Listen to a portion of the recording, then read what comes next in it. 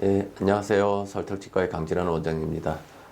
3살 버릇 8까지 간다 뭐 이런 말이 있듯이 턱이라든지 구강의 습관들이 이제 어떤 영향을 주는지 그런 부분에 대해서 한번 살펴보도록 하겠습니다. 일단 영유아들 같은 경우에 이 손가락을 빠는 습관들은 이제 치아의 배열에 영향을 줄 수 있습니다. 특히 이제 아주 어릴 때는 이 치아도 그렇고 치아의 위치도 확정되지 않았고 잇몸뼈 자체도 굉장히 무르기 때문에 어떤 힘이 가해지면 변화가 일어날 수도 있습니다. 그런데 보통은 이제 그런 시기들이 지나면 습관들이 없어지고 정상적인 생활을 하게 되면 그런 영향들이 없어지게 되는데, 손을 빠는 시기, 어린 시기에는 아기들의 심리적인 편안함을 위해서 손가락을 계속 빤다든지 아니면 공갈 젖꼭지를 사용해서 아이를 달래거나 이제 그런 습관들이 생길 수가 있는데, 1살 이전 정도에 어릴 때는 그런 것들 쓰더라도 크게 상관이 없지만 그 이후의 시기에도 계속 그것을 사용하게 된다면 구강 형태나 기능에 영향을 주는 것들이 이제 문제가 발생할 수 있습니다.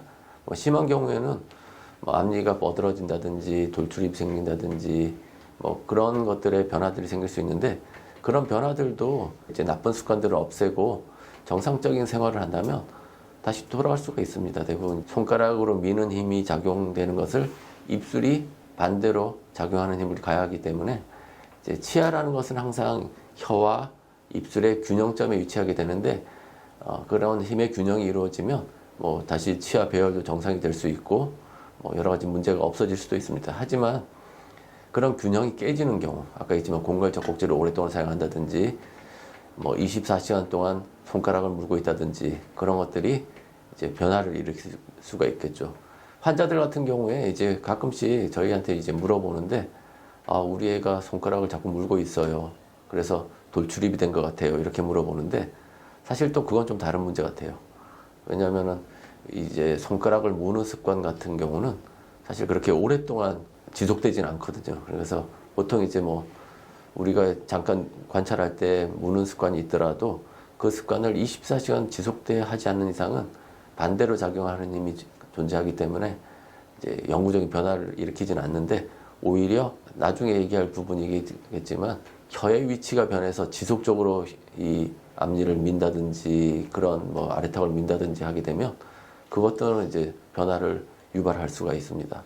그래서 어떻게 보면 돌출입은 혀의 위치가 24시간 작용하지 않는 그런 습관보다는 더 길게 작용하는 이제 혀의 위치라든지 이런 것들이 더 영향이 많을 거라고 생각하고 있습니다. 방금 말씀드린 것처럼 이제 코가 막힌다든지 아데노이드 편도 이런 것들이 비대해서 혀가 앞으로 밀린다든지 턱이 밀리는 경우에 혀의 위치가 당연히 변하게 됩니다. 그렇게 되면 아래턱의 성장을 촉진한다든지 또는 반대로 혀의 위치가 치아 사이에 위치하면서 개방교합을 유발한다든지 그런 변화를 유발할 가능성이 굉장히 높습니다. 그래서 대부분의 이제 우리 환자들 중에서 치열이 고르지 않다든지 부정교합이 있는 경우에는 코로 숨 쉬는 것의 불편함, 그러니까 이제 비호흡의 불편함, 그 다음에 이제 편도 때문에 혀의 위치의 변화, 이런 것들이 대부분 동반되어 있는 것을 알 수 있습니다. 그런데 이 부분은 사실 좀 더 정확한 연구 같은 게 있으면 좋을 것 같은데, 사실 그게 원인인지 결과인지 정확하게 판단하는 건 좀 어려운 부분은 좀 있습니다. 그 다음에 이제 코가 막혀서 입이 벌어지게 되면 혀의 위치가 하방으로 위치하고 얼굴이 길어지고 위턱의 형태가 좁아지고 전형적인 형태들이 있는데, 그런 형태가 이제 되게 되면 일단 입이 벌어지게 되면 구강이 건조하게 됩니다. 건조하게 되면서 입에서 냄새가 난다든지, 그 다음에 충치가 잘 생긴다든지, 그 다음에 혀가 마른다든지, 우리가 이제 여기 턱 밑에 살이 생기는 것처럼 혀가 처지면서 이중턱이 생긴 것처럼 약간 좀 답답한 형태. 외형적으로 보면 요건 좀 과장된 얘기일 수도 있지만 똑똑한 느낌은 아니다, 이런 인상을 갖게 됩니다. 가능하면 어린 시기에는 코로 숨 쉬는 것, 이것을 확보하는 것이 굉장히 중요합니다. 코로 숨 쉬는 것만으로도 부정기압도 해소가 되고 아이들의 지능 발달, 수면의 질도 상당히 저하가 되기 때문에 그 부분도 아마 어린이들이 좀 더 피곤해 한다든지, 그러니까 스스로를 좀 활동적인 영역에서 좀 부족함이 생긴다든지 이런 부분이 사실 이 비호흡을 할 수 있느냐 없느냐 이런 부분하고도 좀 연관이 있기 때문에 상당히 좀 연관성이 있을 거라고 생각하고 있습니다.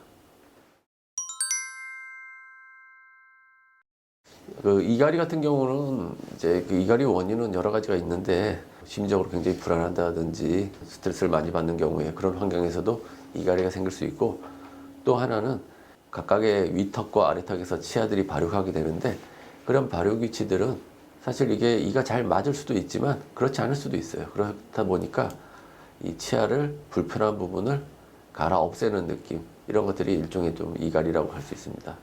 물론 이제 성장을 하게 되면은 그런 것들이 이제 턱의 위치가 좀 안정이 되고 그러면 이제 교합이 조금 안정되고 이가 어느 정도 교합이 형성되니까 이갈이가 필요 없을 수도 있지만, 이게 또 턱의 성장에 따라서 불편함이 좀 더 증가된다든지 나름대로 이 치아들의 뾰족한 부분들을 갈아서 없애는 그런 경향들이 생길 수가 있습니다.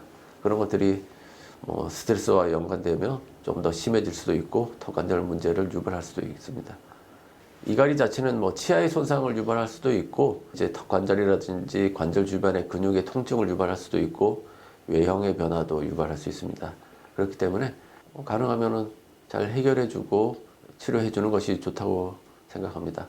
그리고 또 뭐 이갈이 자체는 이제 사실 근육 힘도 굉장히 세고 치아도 튼튼하고 이런 상태에서 이갈이 자체는 뭐 환자한테 크게 불편함은 없을 수도 없는 경우도 꽤 있어요. 있는데 그런 경우에 또 문제가 되는 경우는 사회생활의 문제, 말하자면 친구들하고 놀러 갔을 때 아니면 군대 생활을 할 때 이갈이가 심한 경우에 굉장히 힘든 상황에 처하게 되는 경우도 있으니까 뭐 그런 것들에 대해서 이제 좀 치료를 해야 되는 경우도 좀 있죠. 그런 경우는 사실 노력한다고 되는 부분은 아니기 때문에 턱관절 장치, 그다음에 이갈이 방지 장치 이런 것들을 통해서 그런 것들을 이제 소리를 줄인다든지 아니면 좀 더 약하게 물게 한다든지 뭐 그런 것들을 이제 치료의 한 방법으로 선택하고 있습니다. 제가 이렇게 두서없이 말씀드렸는데 생각을 하시다가 뭐 궁금하신 점이 있거나 뭐 의문이 있으시면 이제 저희 댓글에다가 질문 달아주시면 제가 성심성의껏 답변 드리겠습니다. 워낙 이제 넓은 얘기를 잠깐 하다 보니까 상당히 궁금하신 점들이 많을 거예요. 질문해 주시면 잘 답변 드리겠습니다. 감사합니다. 좋아요, 구독, 알림 설정까지 감사합니다.